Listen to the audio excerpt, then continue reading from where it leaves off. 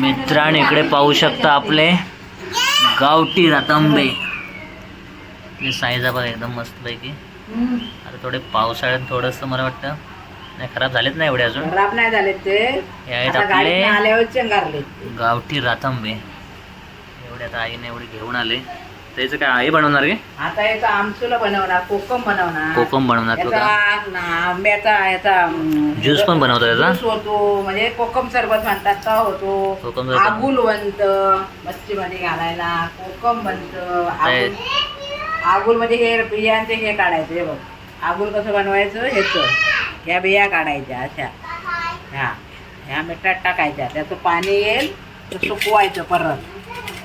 आगोळ म्हणजे एका रतांब्यापासून आपण वेगवेगळ्या प्रकारचे कोकम सरबत बनवू शकतो. आगुल बनवू शकतो. कोकम बनवू शकतो. आणि ह्या रतांब्याच्या ज्या बिया आहेत त्या मशीन मध्ये जातात सध्या.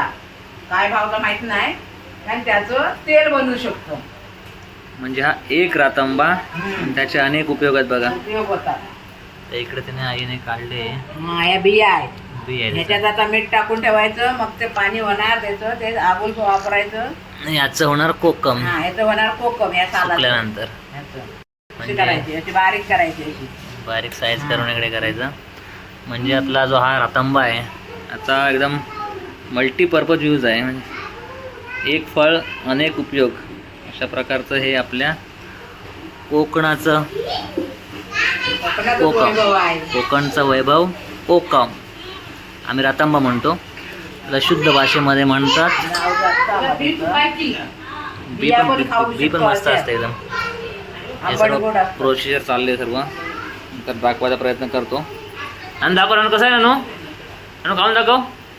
ते नानू साल का दाखव. चांगला आहे छान आहे. काय सगळं दिलं तर छानच म्हणणार.